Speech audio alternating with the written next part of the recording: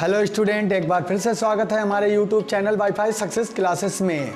आज हम आपके लिए लेकर आए हैं ठोस अवस्था का अंतिम टॉपिक। इसके बाद आपका चैप्टर बिल्कुल फिनिश हो जाएगा और नया चैप्टर अगले वीडियो में लेकर आएंगे। नए चैप्टर का इंट्रोडक्शन होगा, उसके बाद में नए चैप्टर को पूर्ण रूप से विस्तृत पढ़ेंगे। तो विस्तृत रूप में पढ़ने से पहले क्या है, हम इस चैप्टर के बारे में जो आखिरी गुण रह गया है, ठोसों के चुंबकीय गुणधर्म। अब हम जानेंगे ठोस चुंबक कैसे उत्पन्न करते हैं, या ठोसों का जो चुंबकीय गुण है वो किस प्रकार प्रकट होता है और कैसी स्थिति में हम जान सकते हैं कि ठोस चुंबकीय गुण प्रकट करते हैं और कौन कौन से उनमें चुंबक पाए जाते हैं, और चुंबक जो किस प्रकार का चुंबक पाया जाता है और वो किस कारण उस ठोस में उत्पन्न होता है। तो इस बात को लेकर हम ठोसों के चुंबकीय गुणधर्म के बारे में जानेंगे और इस प्रकार जानेंगे कि भविष्य में कभी नहीं भूलेंगे इस बारे में। ठीक है, तो चुंबकीय गुणों को जानने से पहले हमें जानना होगा कि ठोसों में आखिर ऐसी क्या वजह है कि वो ठोस चुंबक गुण उत्पन्न करते हैं। कुछ ठोस ऐसे होते हैं जो चुंबकीय गुण नहीं उत्पन्न करते हैं, कुछ ठोस ऐसे होते हैं जिनमें अनुचुंबकीय, प्रतिचुंबकीय और लौह चुंबकीय, प्रतिलौह चुंबकीय और फेरी चुंबकीय पदार्थ कैसे अलग अलग वर्गीकृत किए जाते हैं और क्यों किए जाते हैं। तो चलिए हम आ जाते हैं ठोसों के चुंबकीय गुणधर्म। इस ठोसों के चुंबकीय गुणधर्म के बारे में जानने से पहले हमें ये लाइनें पढ़ना जरूरी हैं जो यहाँ पर लिखी गई हैं, मैग्नेटिक प्रॉपर्टीज ऑफ सॉलिड्स। तो पढ़िए साथ में हमारे। ठोस पदार्थों में चुंबकीय गुण इलेक्ट्रॉनों के कारण, किसके कारण? इलेक्ट्रॉनों के कारण। मेन यहाँ पर लाइन है कि ठोस पदार्थों में, जो भी इस सृष्टि पर, इस ब्रह्मांड में ठोस पदार्थ हैं, उनके चुंबकीय गुण इलेक्ट्रॉनों के कारण, किसके कारण? अंडरलाइन किए देते हैं, इलेक्ट्रॉनों के कारण उत्पन्न होते हैं। अब इलेक्ट्रॉन करते क्या है, जो चुंबक उत्पन्न हो जाता है, क्योंकि प्रत्येक इलेक्ट्रॉन एक सूक्ष्म चुंबक की भांति, सूक्ष्म मतलब होता है टिनी चुंबक, टिनी मतलब होता है सूक्ष्म, टिनी चुंबक की भांति कार्य करते हैं। तो टिनी चुंबक की भांति कार्य करता है कौन? एक इलेक्ट्रॉन, सूक्ष्म चुंबक भी इसे कहते हैं। ठीक है, कार्य का व्यवहार करता है। इलेक्ट्रॉन दो प्रकार की गति करता है। जब वो सूक्ष्म चुंबक बनाता है तो क्यों बनाता है, कैसे बनता है, इस बारे में आगे दिया गया है। तो या क्योंकि प्रत्येक इलेक्ट्रॉन एक सूक्ष्म चुंबक, चाहे जितने भी उस पदार्थ में इलेक्ट्रॉन पाए जाएंगे वो एक सूक्ष्म चुंबक की भांति व्यवहार करेंगे। आगे आ गया है, इलेक्ट्रॉन दो प्रकार की गति करता है। इलेक्ट्रॉन में दो प्रकार की गति करता है, जहां पर लिखा हुआ है नाभिक के चारों ओर। यहाँ पर इसे पॉइंट अगर दे देते तो ये पहली गति हो जाती, नाभिक के चारों ओर कक्षीय गति।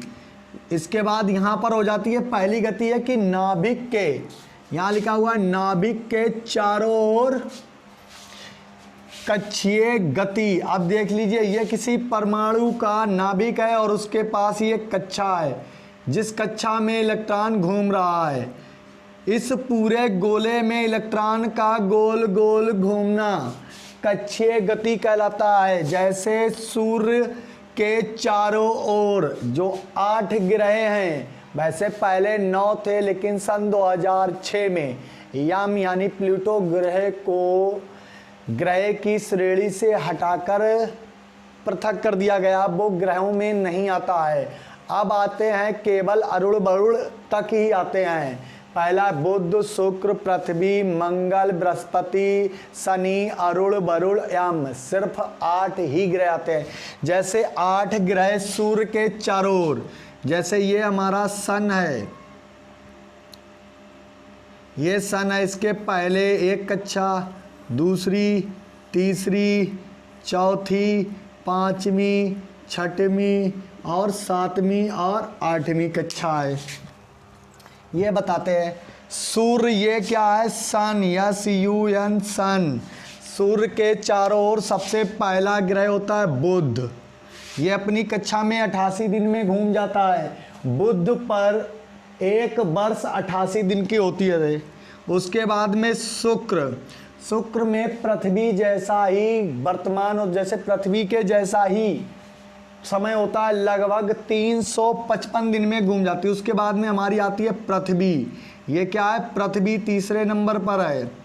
उसके बाद में आ जाता है मंगल, फिर आता है बृहस्पति, फिर आता है शनि, फिर अरुण, वरुण और यम। यहाँ पर है प्लूटो जिसको निगलेक्ट कर दिया गया है।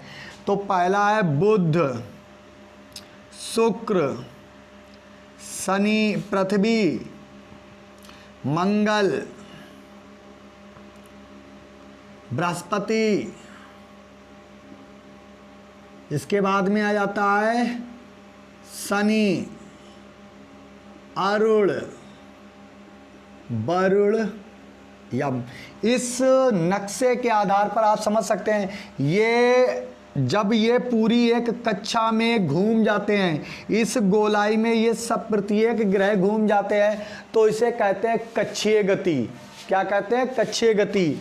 अब ये जैसे सूरज के चारों ओर इन ग्रहों का चक्कर लगाना कक्षाओं में, अपनी अपनी कक्षाओं में चक्कर लगाना क्या कहलाता है, कक्षीय गति। अब उसके बाद में दूसरा कह रहा है कि नाभिक के चारों ओर कक्षीय एवं स्वयं की, स्वयं मतलब खुद में घूमना, खुद में घूम जाना। जैसे पृथ्वी की हमारी दो गतियां होती हैं। जब पृथ्वी कक्ष में घूमती है तो 365 दिन लग जाते हैं, लगभग 365 दिन में एक वर्ष होती है। लेकिन प्रत्येक 24 घंटे में, प्रत्येक 24 घंटों के बाद में पृथ्वी घूम जाती है, जिससे दिन और रात होते हैं।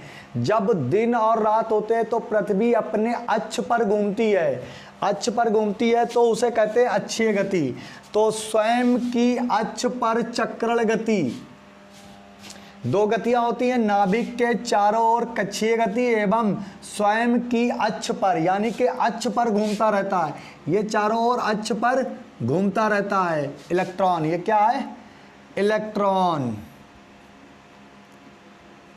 ये इलेक्ट्रॉन है। चक्रण गति, जिसके कारण चुंबकीय आघूर्ण उत्पन्न होता है। ये है कक्षीय चुंबकीय आघूर्ण और ये है अक्षीय चुंबकीय आघूर्ण। दो चुंबकीय आघूर्ण उत्पन्न होता है। इलेक्ट्रॉन घूमता कैसे है वो तो आप जान गए, लेकिन सही से बताते हैं। ये तो आप जान गए कक्षा और अच्छा में। अब हम इन दोनों गतियों को संयुक्त करते हैं। जब ये कक्षा है, ये नाभिक है, इसके चारों ओर जब इलेक्ट्रॉन घूमता है, जैसे यहाँ पर है, कभी यहाँ आ जाए, यहाँ आ जाए, यहाँ आ जाए, यहाँ गया, यहाँ गया, पूरा एक ये चक्कर हो गया कि ये बन गई है कक्षीय गति कि इलेक्ट्रॉन कहाँ से कहाँ जा रहा है, ऐसे गोल गोल राउंड में घूम रहा है। लेकिन इलेक्ट्रॉन स्वयं में भी घूमता है। कैसे, जैसे हम आपको बताएं ऐसे, ये पूरी कक्षा और ये नाभिक है। इलेक्ट्रॉन यहाँ पर इसके चारों ओर घूमता है ऐसे, ये पहली गति हो जाएगी कक्षीय। ठीक, अब इलेक्ट्रॉन यहाँ पर क्या है, गोल गोल गोल गोल राउंड में खुद में भी घूमता है। खुद में भी घूमना, ऐसे खुद में जब घूम जाता है स्वयं, ऐसे गोल गोल राउंड में इलेक्ट्रॉन घूमता हुआ जाता है तो दो गतियाँ हो जाती हैं। एक तो पूरी कक्षा का चक्कर लगाना, कक्षीय गति, एक तो स्वयं में ये राउंडिंग से घूमना, बार बार गोल गोल घूमना। ये घूमना क्या कहलाता है, ये कहलाती है गति अक्षीय गति, अक्ष पर घूम रहा है। एक इलेक्ट्रॉन स्वयं में जब गोलाकार अपने आप में घूमता रहता है और पूरा एक गोले का भी चक्कर लगा देता है, यानी कक्षा का। ये जो घेरा बना हुआ ये क्या है, कक्षा। स्वयं में घूम घूम कर, स्वयं में घूम घूम कर अपने आप में घूम रहा है तो ये कक्षीय गति, अक्षीय गति हो गई। कौन सी, अक्ष की गति। ये जो घूम रहा है अपने आप में ये क्या हो गई, अक्षीय गति। और ये पूरी कक्षा में भी घूमा जा रहा है तो ये क्या हो जाती है, कक्षीय गति। तो दोनों गति के कारण एक चुंबक उत्पन्न होता है जिसे हम कहते हैं सूक्ष्म चुंबक। क्या कहते हैं, सूक्ष्म चुंबक। इलेक्ट्रॉन की दो गतियों के कारण एक सूक्ष्म चुंबक उत्पन्न होता है जिसे टिनी चुंबक कहते हैं, और इसमें जब कक्षीय गति होती है तो इसे कक्षीय आघूर्ण कहते हैं, जब अक्षीय गति होती है तो ये अक्षीय आघूर्ण। जब दोनों गतियां संयुक्त हो जाती हैं, जैसे इस घेरे में हमने बता रखा है आपको, जब दोनों गतियों को इकट्ठा होती हैं यानी दोनों एक साथ में गति होती हैं तो उसे कहते हैं चुंबकीय आघूर्ण। तो उसमें उत्पन्न होता है चुंबकीय आघूर्ण, और चुंबकीय आघूर्ण होता है एक बोर मैग्नेट्रॉन। ये चुंबकीय आघूर्ण जो उत्पन्न हो गया, दोनों को इकट्ठा किया तो क्या हुआ, उत्पन्न हुआ चुंबकीय आघूर्ण। चुंबकीय आघूर्ण उत्पन्न हुआ। इसकी इकाई होती है बोर यानी यूनिट मात्रक मैग्नेट्रॉन, जिसे यूबी से प्रदर्शित करते हैं। किससे, माइक्रोन से प्रदर्शित करते हैं। ये यूबी नहीं होता, माइक्रोन भी होता है, क्योंकि माइक्रोन बोर मैग्नेट्रॉन बोलेंगे इसे। चुंबकीय आघूर्ण जो बनता है दो गतियों के कारण, उससे की इकाई होती है बोर मैग्नेट्रॉन।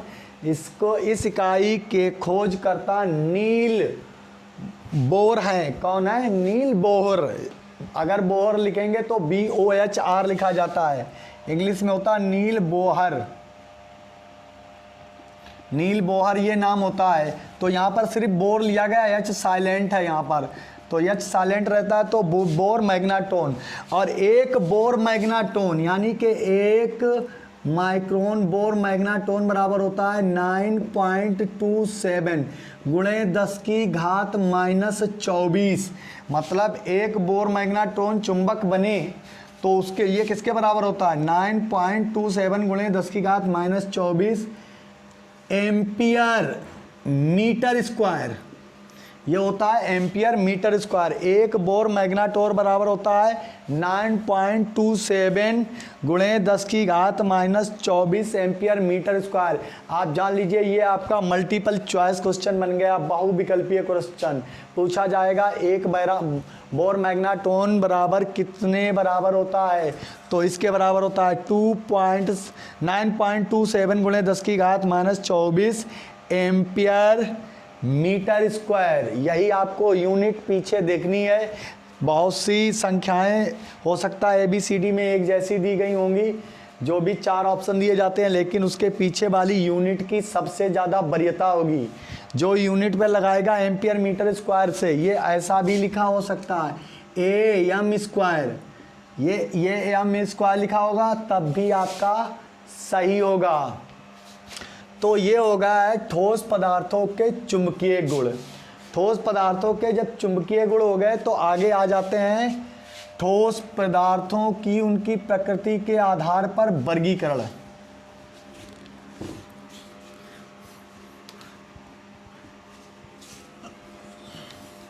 अब ठोसों का वर्गीकरण भी करेंगे। तो यहां पर अब आ जाएगी नेक्स्ट लाइन, ठोस पदार्थों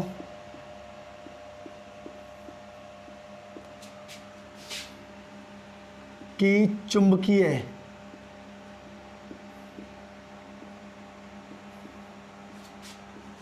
प्रकृति के आधार पर वर्गीकरण। आधार पर वर्गीकरण। जो ठोसों की चुंबकीय प्रकृति होती है उसके आधार पर ठोस 5 प्रकार के होते हैं। वर्गीकरण करेंगे तो हम इसको ऐसे बना देते हैं, 5 प्रकार के ठोस, 1, 2, 3 और 1 4 और वो 5वां। तो ठोसों को उनकी चुंबकीय प्रकृति, किस प्रकृति के आधार पर 5 वर्गों में, कितने वर्गों में, 5 वर्गों में बांटा जाता है। कितने, 5 वर्गों में बांटा जाता है। नंबर 1 होगा आपका अनुचुंबकीय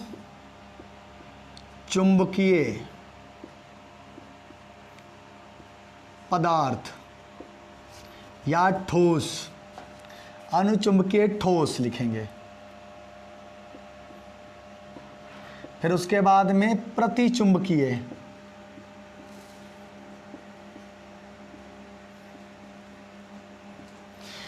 ठोस।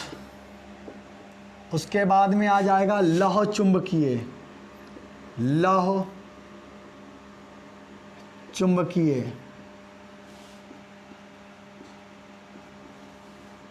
पदार्थ लिखें, ठोस की बात ना करें, पदार्थ ही अच्छा लगेगा। पदार्थ जो भी होंगे ठोस पदार्थ वो ही होंगे पदार्थ। उसके बाद में आ जाएगा प्रतिलौह, प्रतिलौह चुंबकीय पदार्थ। फिर आ जाएगा फेरो चुंबकीय पदार्थ।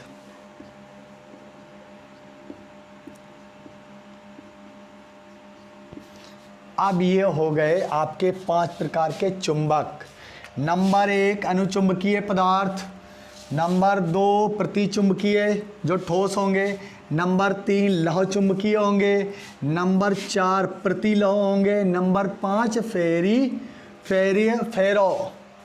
फेरी लौह चुंबकीय पदार्थ। फेरी लिख दें यहाँ पर, फेरी लौह चुंबकीय पदार्थ, फेरी लौह चुंबकीय पदार्थ।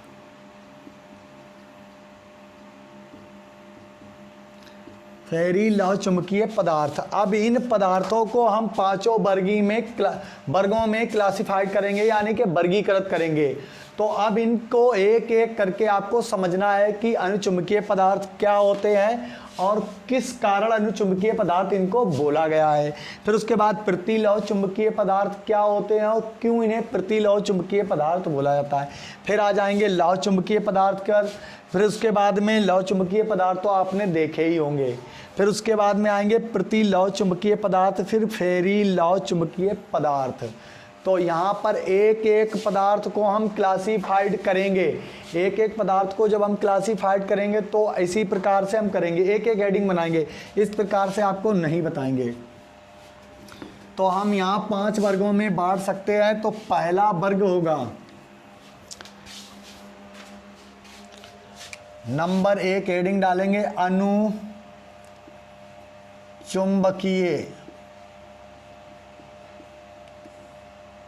पदार्थ।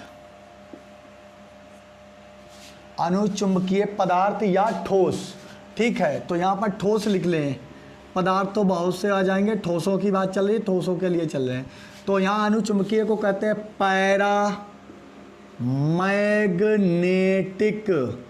मैग्नेटिक सॉलिड्स, पैरामैग्नेटिक सॉलिड अनुचुंबकीय पदार्थ। तो यहां पर इसमें एक बात लिखेंगे, बेठोस पदार्थ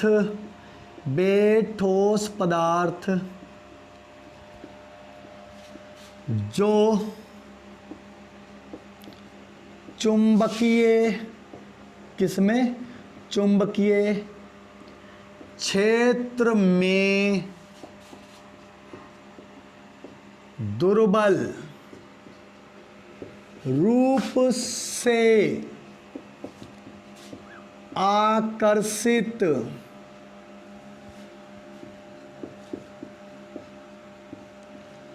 होते हैं। बेठोस पदार्थ जो चुंबकीय क्षेत्र में दुर्बल रूप से आकर्षित होते हैं,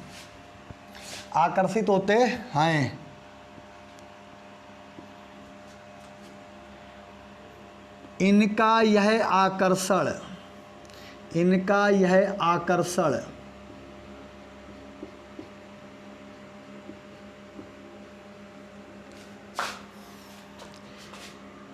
अयुग्मित अयुग्मित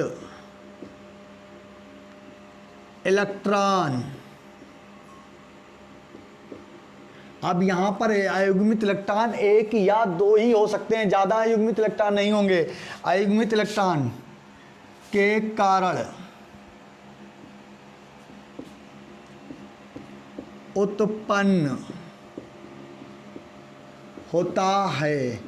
यहाँ ये जो आकर्षित लिखा है, अगले में अगर ये हम पढ़ाएंगे प्रतिकर्षित, प्रतिकर्ष, प्रतिलौच और प्रतिचुंबकीय पदार्थ, तो वहाँ पर बोलेंगे डाईमैग्नेटिक सॉलिड।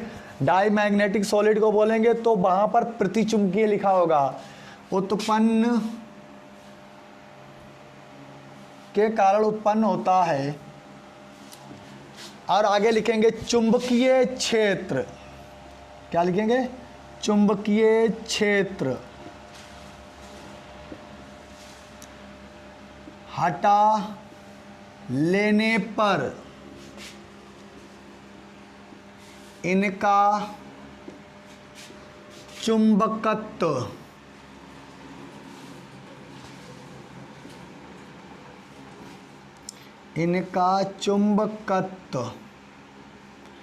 नष्ट हो जाता है,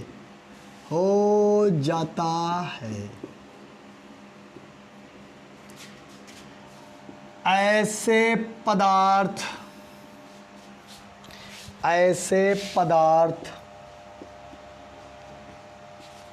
अनुचुंबकीय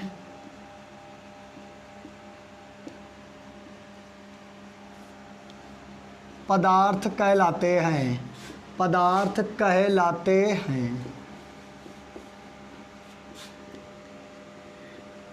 इनका यह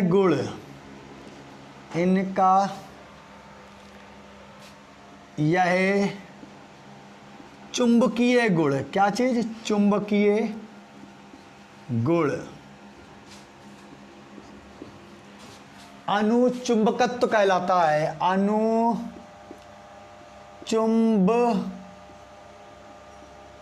कहलाता है।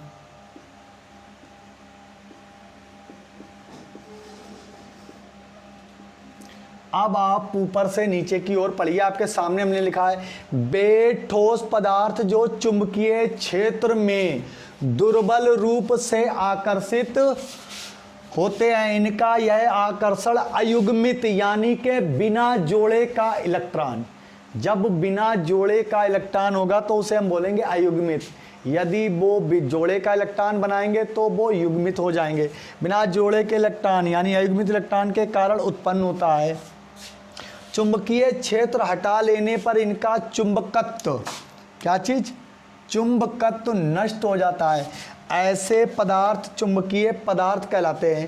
इनका यह गुण चुंबकीय गुण कहलाता है। तो आपको हम बताते हैं चुंबकीय पदार्थ। जैसे ये लगा हुआ है चुंबक का एक सिरा और ये लगा हुआ है दूसरा सिरा। ये यन है यानी कि नॉर्थ और ये है साउथ। ये है उत्तरी ध्रुव और ये है दक्षिणी ध्रुव। ये कौन सा ध्रुव है? ये है दक्षिणी ध्रुव और ये उत्तरी ध्रुव है।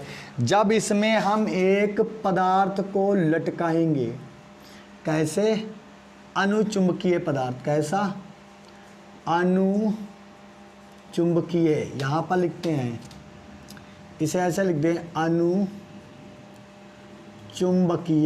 पदार्थ। अनुचुंबकीय पदार्थ ये हो गया, ठीक है। तो ये चुंबकीय क्षेत्र में दुर्बल, ये डॉटेड दुर्बल बल रेखाओं से आकर्षित होते हैं। बहुत दोनों तरफ दुर्बल बल रेखाएं उत्पन्न करते हैं। अब ये दुर्बल बल रेखाएं उत्पन्न करते हैं, यहाँ पर इनकी स्थिति क्या होती है? दुर्बल होती है। हमने क्या करा, एक चुंबकीय क्षेत्र, ये दो चुंबक हैं, ये चुंबक फर्स्ट है और ये सेकंड है। ये नॉर्थ चुंबक लगाया और ये साउथ। अब हम चुंबक को ऐसे बना देते हैं, एक ये दोनों चुंबक हैं और ये पूरा एरिया क्या कहलाएगा? चुंबकीय क्षेत्र।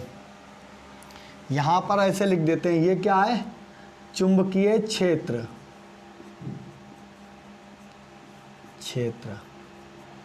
अब हम दो चुंबक के बीच का क्षेत्र क्या कहलाता है? चुंबकीय क्षेत्र, जिसका एक सिरा उत्तरी ध्रुव हो और दूसरा सिरा दक्षिणी ध्रुव, यानी कि नॉर्थ को कहते हैं उत्तरी ध्रुव और साउथ को कहते हैं दक्षिणी ध्रुव। दोनों सिरों के बीच का जो खाली स्थान होता है वो होता है चुंबकीय क्षेत्र। जब हमने ये अयुग्मित अनुचुंबकीय पदार्थ को लटकाया तो देखा कि ये दुर्बल बल रेखाओं से इस सिरे की ओर और इस सिरे की ओर, दोनों सिरों की ओर आकर्षित होता है। और इसका यह आकर्षण एक या दो इलेक्ट्रॉन, बहुत कम, ज़्यादा नहीं, एक या एक से कम इलेक्ट्रॉन, एक ही मान लीजिए एक इलेक्ट्रॉन अयुग्मित, यहाँ पर लिख देते हैं एक अयुग्मित इलेक्ट्रॉन के कारण उत्पन्न होता है। एक ही मान लीजिए, एक से ज़्यादा नहीं होगा, एक से ज़्यादा करेंगे तो फिर वो हाई मैग्नेट बनाएगा, यानी कि प्रबल मैग्नेट। तो इनका यह गुण कहलाता है अनुचुंबकीय पदार्थ।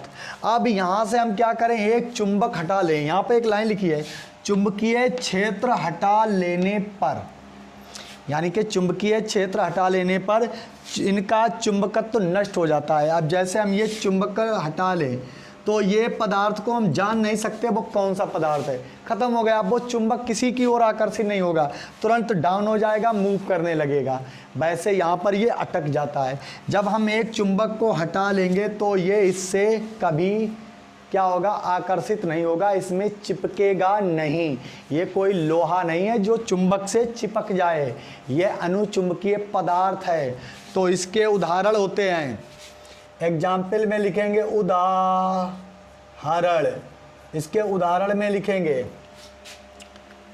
देखिए O2NO,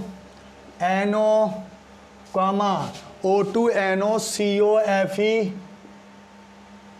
Cr, ये सब क्या हैं, अनुचुंबकीय पदार्थ हैं। इसकी जगह पर हम और ले लेंगे कुछ ions Cu plus Zn plus और Zn+ ले लेंगे, और उसके बाद में निकिल +3, ये क्या है, इनमें एक ना एक अभिन्न इलेक्ट्रॉन अयुग्मित पाया जाएगा। जैसे ये ऑक्सीजन है O2, ये क्या है, नाइट्रोजन मोनोऑक्साइड है, और ये कोबाल्ट, क्या है, कोबाल्ट, ये आयरन है, क्रोमियम है, और ये आयंस हैं, या लिख देंगे B2O3, ये ऑक्साइड हैं। तो ये चंद ऑक्साइड हैं, और इनमें जैसे ऑक्सीजन में अयुग्मित इलेक्ट्रॉन पाए जाते हैं। देख लीजिए यहाँ पर ऑक्सीजन के ये दो अयुग्मित इलेक्ट्रॉन होते हैं जो एक दूसरे से बंध बनाए होते हैं, और उसके बाद में यहाँ पर अयुग्मित इलेक्ट्रॉन इनमें पाए जाते हैं। कॉपर में क्या होता है, कॉपर में इलेक्ट्रॉनों की संख्या होती है कितनी, 29। तो हम एक कॉपर और जिंक के माध्यम से आपको समझा सकते हैं कैसे। जैसे कॉपर के इलेक्ट्रॉन होते हैं 29, ठीक है, कॉपर से Cu+ हो गया तो इसमें इलेक्ट्रॉनों की संख्या हो गई 28। जब कोई तत्व का परमाणु, आप बात को समझिए, जब किसी तत्व का परमाणु अपना एक इलेक्ट्रॉन खो देता है तो उस पर एक धनायन आता है, 2 इलेक्ट्रॉन खोने की क्षमता रखता है तो उस पर 2 धनायन लगे होते हैं। इसका इलेक्ट्रॉनिक विन्यास करेंगे, 1s2 2s2 2p6 3s2 3p6, 3d में इलेक्ट्रॉन नहीं बनेंगे, 4s बनेंगे। अब देखेंगे तो इसमें ये एक अपवाद है, इसमें 3d10 4s 1 होता है, ठीक है। जैसे ही हम ये कक्षा भरते हैं तो क्या हो जाता है, तो यहाँ पर d में कितने इलेक्ट्रॉन, एक इलेक्ट्रॉन 4s का चला गया, क्या हुआ, चला गया, और यहाँ पर क्या बचे हैं, d में इलेक्ट्रॉन। अब ये कक्षा खाली पड़ी है यस वाली, और d की होती है 5 कक्षाएँ, 5 कक्षाएँ ये बन गए, इलेक्ट्रॉन बनेंगे 1 2 3 4 5 6 7 8 9 और 10। अब यहाँ पर ये स्थिति अपवाद क्यों है, क्योंकि ये इलेक्ट्रॉन कभी फुदक कर इसमें आ जाता है तो इलेक्ट्रॉन क्या हो जाते हैं, अयुग्मित, बिना जोड़े के।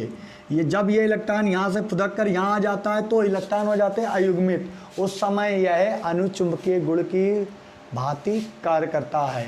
अब हम चलते अपने नेक्स्ट चुंबक पर, जिसका नाम है प्रति चुंबकीय पदार्थ। कैसे है, प्रति चुंबकीय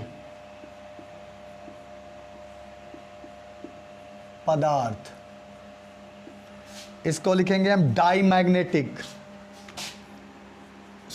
ठोस लिखें, सॉरी,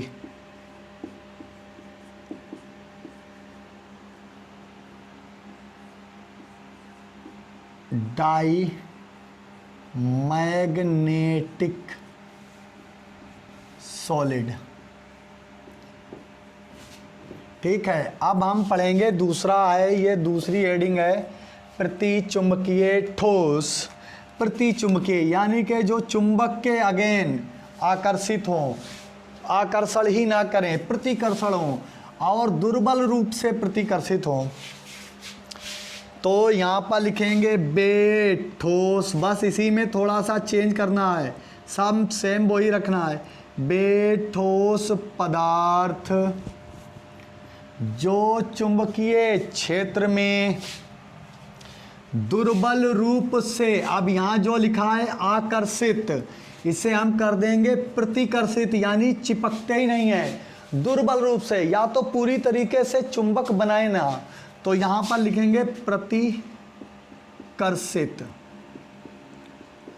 एक बात समझ लीजिए, आकर्षण का मतलब होता है आकर्षित, कि किसी की ओर खिंचाव होना। आकर्षण का मीन्स होता है किसी की ओर खिंचाव होना, अट्रैक्ट करना। लेकिन प्रतिकर्षण का मतलब होता है किसी की ओर खिंचाव बिल्कुल ना करना। लेकिन यहाँ पर क्या कह रहा है कि प्रतिकर्षण हो, लेकिन दुर्बल रूप से प्रतिकर्षण, यानी कि उसमें चुंबक है, थोड़ा बहुत चुंबक है। इसीलिए तो जब ये कह रहा है कि हमें एक चीज़ से नफरत है, हमें उसकी ओर आकर्षित होना ही नहीं है, तो ये क्या कहता है, प्रतिकर्षित हो रहे हैं हम, लेकिन पूर्ण रूप से नहीं। वो नहीं कहते हैं कि कुछ मन में मनसा बाकी है। मनसा किस लिए बाकी है? क्योंकि उसमें एक ना एक इलेक्ट्रॉन जरूर होगा, कोई ऐसा जो टिनी चुंबक बनाता है। और हमने बताया कि जब एक इलेक्ट्रॉन दो गतियां करता है, एक तो कक्षीय और दूसरी अक्षीय, जब दोनों चुंबकीय आघूर्ण दोनों मिला दिए जाते हैं, संयुक्त किए जाते हैं, तो चुंबक उत्पन्न होने लगता है। और आप जानते हैं कि एक परमाणु में कई कई इलेक्ट्रॉन होते हैं, और बहुत बड़ा जब कोई पदार्थ होता है तो उसमें लाखों में, यानी हजारों लाखों में परमाणु हो सकते हैं और वो चुंबक बनाते हैं। तो क्या लिखा है, बे ठोस पदार्थ जो चुंबकीय क्षेत्र में दुर्बल रूप से प्रतिकर्षित होते हैं। नफरत तो रखते हैं, मतलब धक्का तो दे रहे भाई, हमें चिपकना नहीं है, पूरी तरीके से नहीं, दुर्बल रूप से प्रतिकर्षित होते हैं। आगे चलते हैं, इनका यह प्रतिकर्षण, यहां पर क्या लिख दें, आकर्षण की जगह पर प्रतिकर्षण, अयुग्मित इलेक्ट्रॉनों, आ को हटा दिया हमने, क्या कर दिया, युग्मित, उसी में बना देते हैं, जो अनुचुंबकीय के बारे में था उसी के बारे में। युग्मित इलेक्ट्रॉनों के कारण उत्पन्न होता है। अब ये सभी इनमें क्या इलेक्ट्रॉन पाए जाएंगे, युग्मित। चुंबकीय क्षेत्र हटा लेने पर इनका भी चुंबकत्व खो जाता है, नष्ट हो जाता है, नष्ट हो जाता है। ऐसे पदार्थ प्रतिचुंबकीय पदार्थ, कौन से पदार्थ कहलाएंगे, प्रतिचुंबकीय पदार्थ। कर दिया ना आपके लिए आसान, एक ही परिभाषा से दोनों को निपटा देते हैं, तो इसे कहते हैं प्रतिचुंबकीय पदार्थ कहलाते हैं। इनका यह गुण, इनका यह चुंबकीय गुण, प्रतिचुंबकत्व, कौन सा चुंबकत्व, प्रतिचुंबकत्व कहलाता है। अब एग्जाम्पल भी आपके चेंज हो जाएंगे और इसका चित्र भी चेंज हो जाएगा, तो इसके चित्र के लिए करेंगे। अब यहां पर कर देंगे प्रतिचुंबकीय पदार्थ और इसको दिखाएंगे।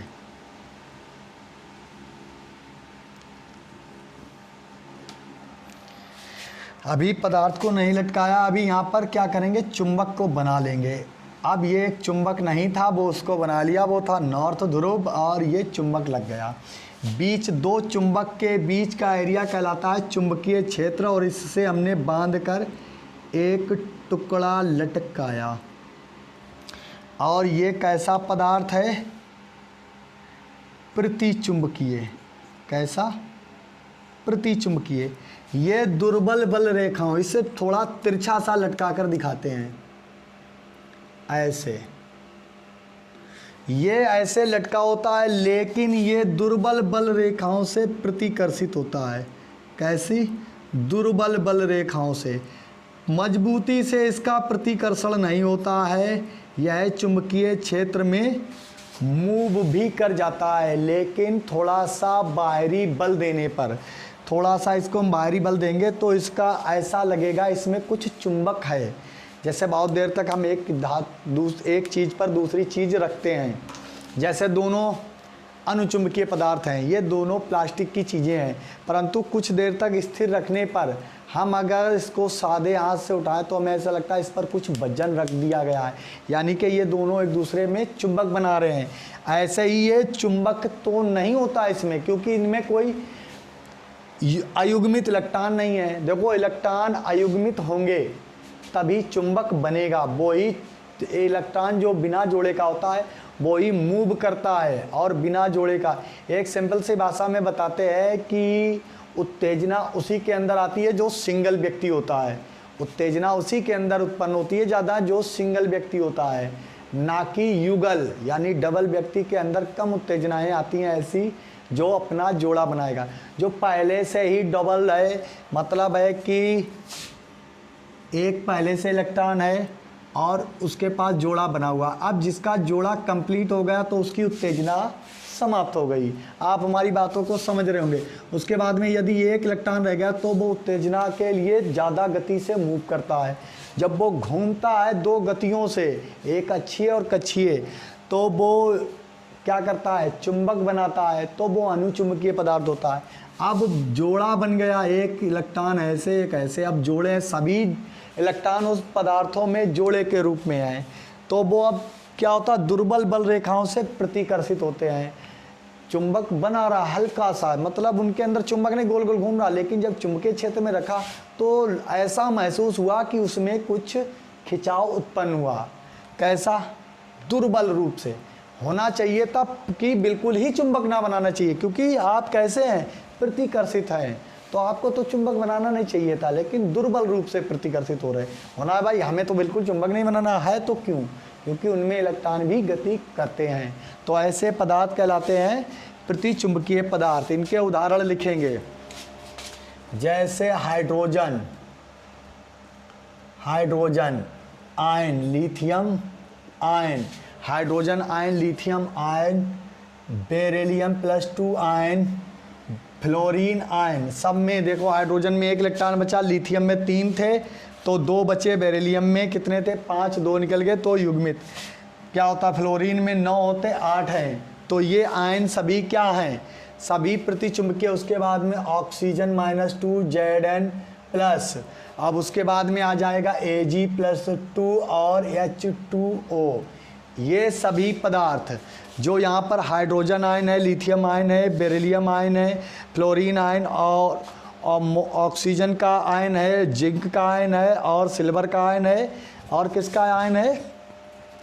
H2O का। यहाँ पर जिंक +2 लिखना होगा, क्योंकि अगर जिंक +2 ना किया तो इसमें अयुग्मित इलेक्ट्रॉन मिल जाएगा, एक यस कक्षा में अयुग्मित इलेक्ट्रॉन मिल जाएगा, ये Zn+2 होगा। तो ये सभी आयन, ये सभी आयन, और क्या होता है? क्यूप्रिस ऑक्साइड और B2O5 यानी वेनेडियम पेंटा ऑक्साइड, ये सभी क्या है? प्रतिचुंबकीय पदार्थ हैं ये सभी आयन, क्योंकि इनमें सभी इलेक्ट्रॉन, इन आयनों और ऑक्साइडों में सभी इलेक्ट्रॉन युग्मित होते हैं। कैसे होते हैं? जोड़े में होते हैं। ये सभी आयन और ऑक्साइड कैसे होते हैं? प्रतिचुंबकीय प्रकृति के होते हैं। इनका यह गुण प्रतिचुंबकत्व कहलाता है। अब ये बात समाप्त हो गई। अब आ जाएंगे अपनी तीसरी बात पे। तीसरी है लौह चुंबकत्व, ठोस। अब इसको मिटाना होगा। अब यहाँ पर बात को बदलना होगा। अब बात को बदलेंगे क्योंकि ये तीसरा पॉइंट है। तो तीसरी हेडिंग है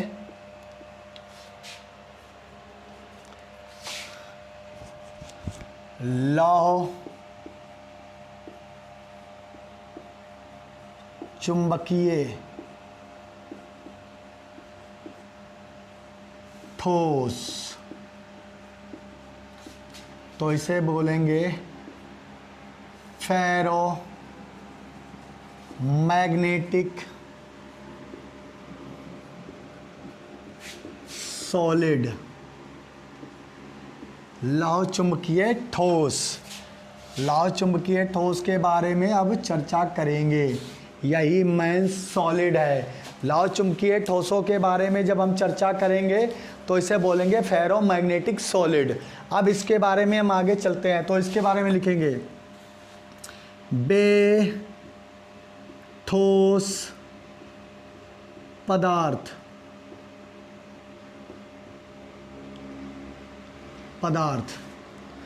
जो चुंबकीय क्षेत्र में प्रबल बल रेखाओं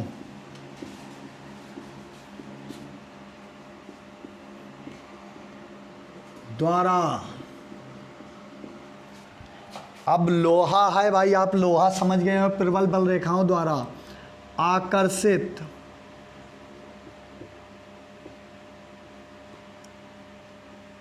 होते हैं। इनका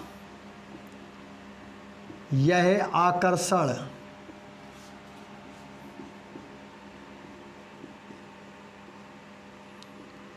दो या दो से अधिक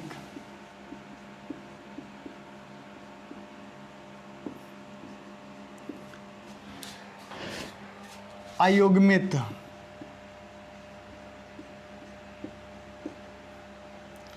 इलेक्ट्रॉनों के कारण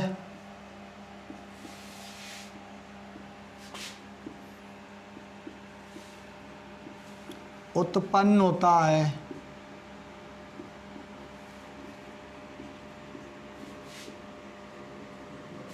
आगे मोस्ट इम्पोर्टेंट बात आ जाएगी। मोस्ट इम्पोर्टेंट बात क्या होगी? चुंबकीय क्षेत्र हटा लेने पर, चुंबकीय क्षेत्र हटा लेने पर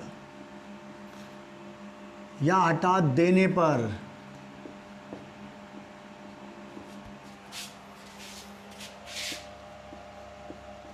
ये स्थायी चुंबक बनाते हैं।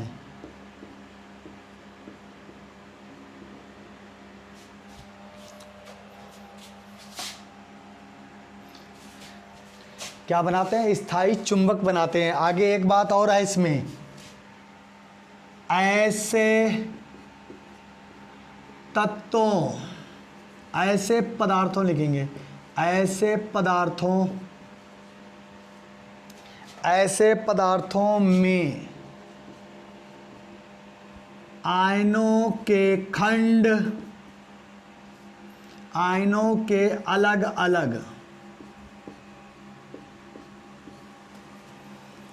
अलग खंड निर्मित होते हैं, जिन्हें डोमेन, मेन चीज आ गई, डोमेन कहते हैं। अब इसके आगे सिर्फ एक लाइन जोड़नी है कि ऐसे पदार्थ लौह चुंबकीय पदार्थ कहलाते हैं, उनका यह गुण लौह चुंबकत्व कहलाता है। ऐसे पदार्थ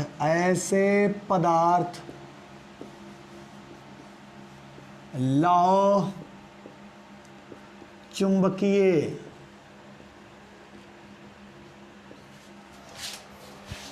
चुंबकीय पदार्थ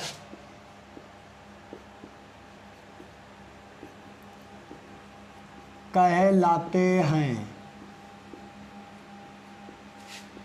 इनका यह गुण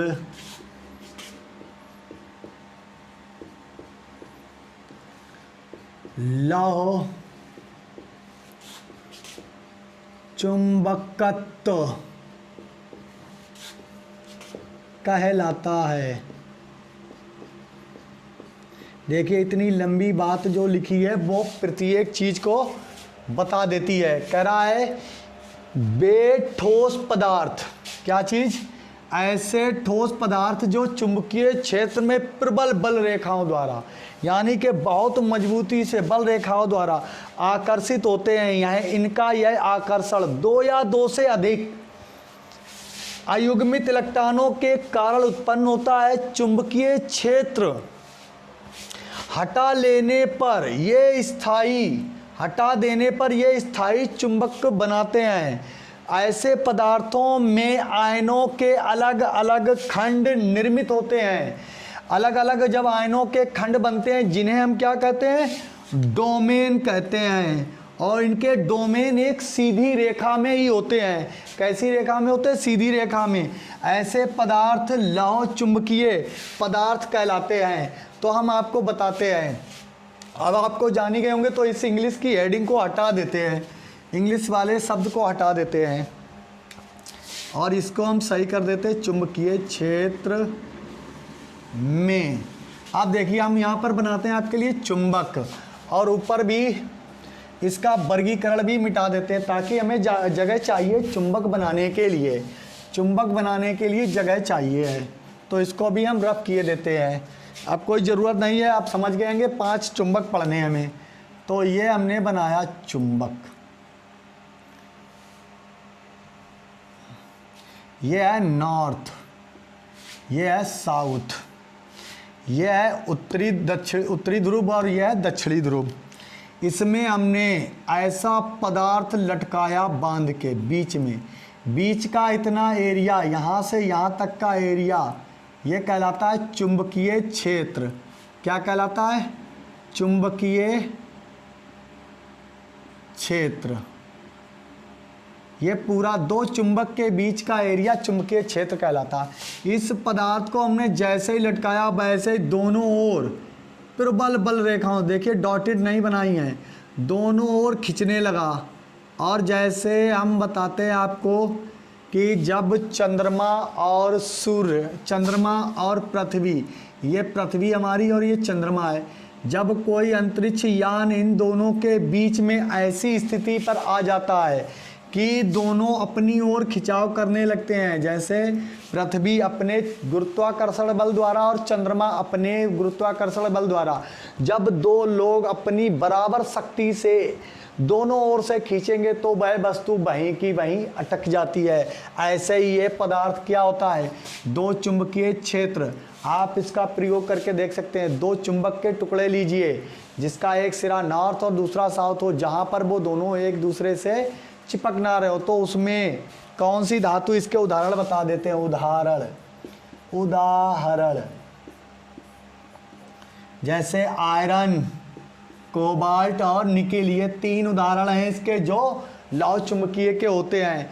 जैसे यहाँ पर लोहे की कोई वस्तु बिल्कुल ठीक बीच में रखी जाए तो वो यहीं पर रुक जाएगी, क्योंकि ये बल रेखाएं इधर खींचेंगी, ये बल रेखाएं इधर खींचेंगी। तो क्या कहते हैं कि बेठोस पदार्थ जो चुंबकीय क्षेत्र में प्रबल बल रेखाओं द्वारा आकर्षित होते हैं, इनका यह गुण 2 या 2 से अधिक इलेक्ट्रॉनों, अयुग्मित इलेक्ट्रॉनों के कारण उत्पन्न होता है, जो चुंबकीय क्षेत्र हटा लेने पर स्थायी चुंबक बनाते हैं। अब ये यहाँ पर रुक गए। अब आपने देखा होगा कि बचपन में खेल क्या होगा, कहीं आपको चुंबक मिल गया होगा तो आपने क्या करा, एक चुंबक को यदि आप यहाँ से हटा दें, ये चुंबक, तो ये वस्तु तुरंत इसमें बिल्कुल स्थायी तरीके से चिपक जाएगी। जैसे चुंबक में रुपए का सिक्का चिपक जाता है या कोई लोहे की वस्तु चिपक जाती है, तो ये जो लटकाई हुई वस्तु थी वो तुरंत इसमें चिपक जाएगी और एक दूसरे में बिल्कुल चिपक जाएगी। तो क्या बन जाएगा? स्थायी चुंबक बन जाएगा। क्या बन जाएगा? स्थायी चुंबक बन जाएगा और ये चुंबकीय स्थायी कहलाएगा। तो ये कहलाते हैं कैसे, लौह चुंबकीय, लौह चुंबकीय पदार्थ। और इनका गुण क्या कहलाता है, लौह चुंबकत्व। और इसमें आई है बात डोमेन। इनके आयन जैसे डोमेन को इस प्रकार दिखाएंगे, गोले बना लीजिए। इनके डोमेन एक सीधी दिशा में होते हैं, एक और गति कर रहे होते हैं, एक और गति कर रहे होते हैं।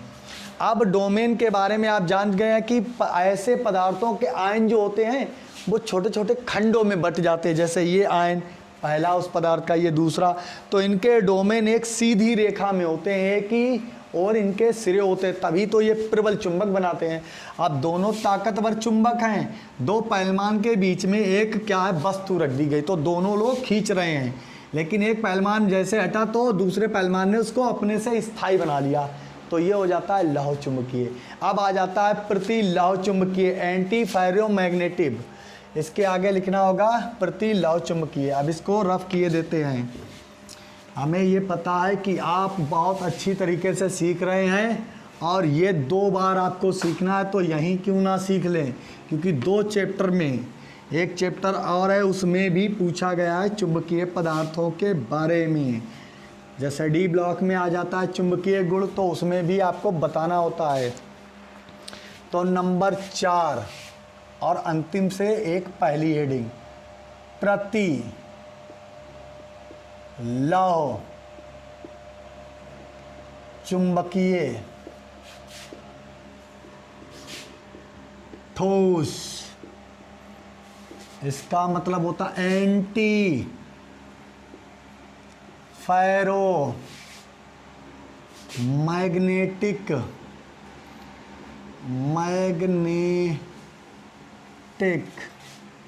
सॉलिड्स।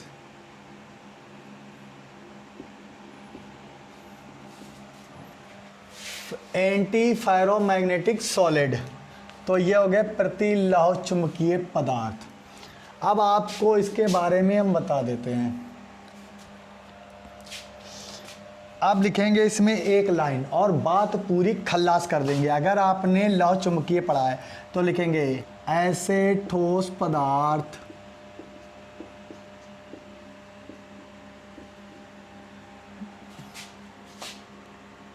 भी लौह चुंबकीय, किसकी तरह, लौह चुंबकीय पदार्थ की भांति गुण प्रदर्शित करते हैं।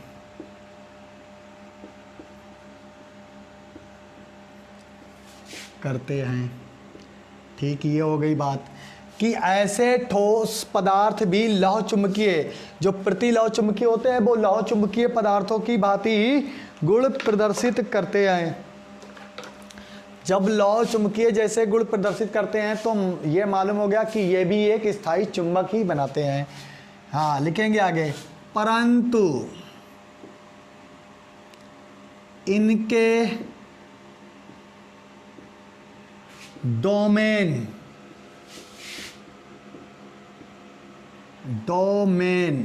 एक दूसरे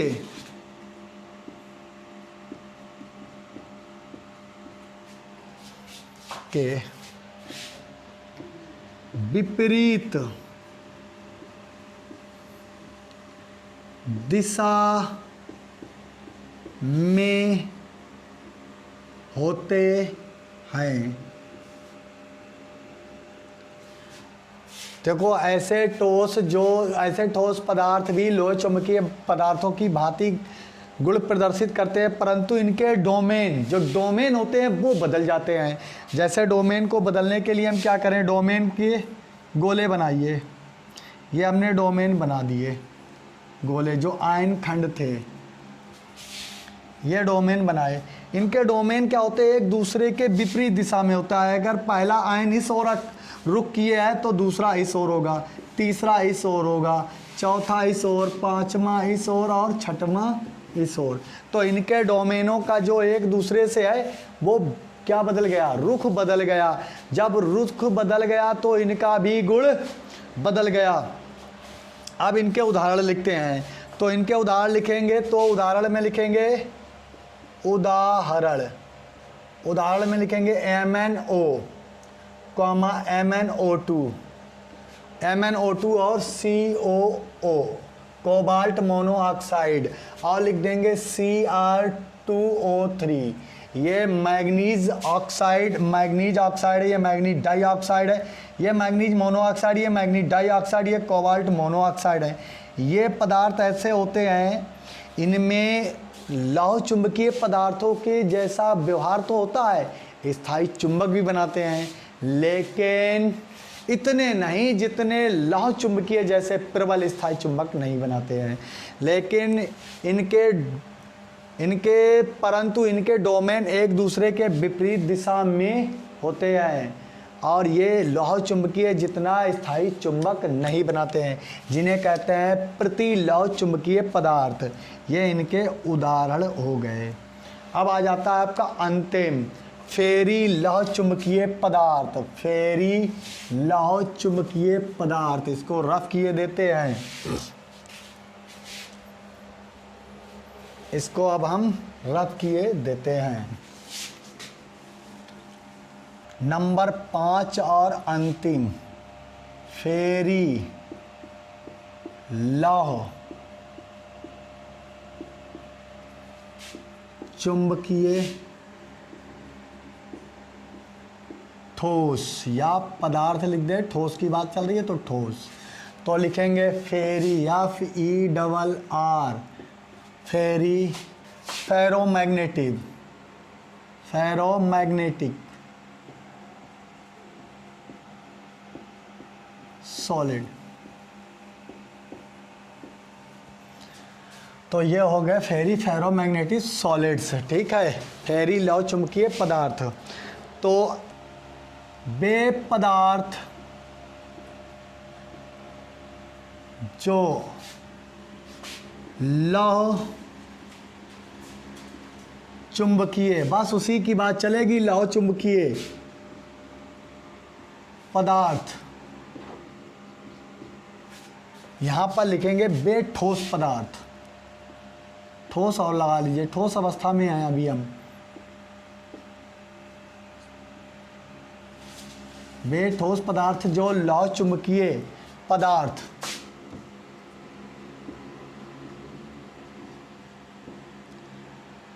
की भांति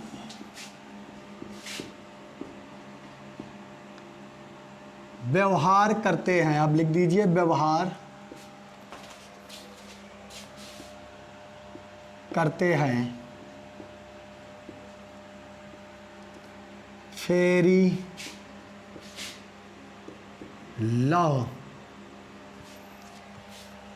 फेरी चुंबकीय करते थे तो यहाँ पर फेरी लौह क्यों लिख दिया है, फेरी तो चुंबकीय है तो यहाँ पर फेरी मैग्नेटिक लिखेंगे, सॉरी इतनी बात को हमने बढ़ा दिया है। तो फेरी चुंबकीय पदार्थ हैं, ये हेडिंग को यहाँ पर कर लें, फेरी चुंबकीय पदार्थ, लौह आ गया, इसी बात से मेरे दिमाग में थोड़ी सी घंटी बज गई, इसके लिए सॉरी कि हेडिंग को थोड़ा सा हमने बढ़ा दिया। फेरी मैग्नेटिक, मैग्नेटिक सॉलिड्स, थोड़ा सा दिमाग चल गया उसके लिए सॉरी। तो यहाँ पर वे पदार्थ जो वे ठोस पदार्थ जो लौह चुंबकीय पदार्थ की भांति व्यवहार करते हैं, फेरी लौह, फेरी फिर लिखने जब जा रहे थे फेरी लौह, फेरी चुंबकीय पदार्थ कहलाते हैं, यहाँ ठोस कहलाते हैं। जब ठोस की बात हो रही तो ठोस लिख दीजिए, पदार्थ की बात हो तो पदार्थ लिख दीजिए, कहलाते हैं। परंतु इनमें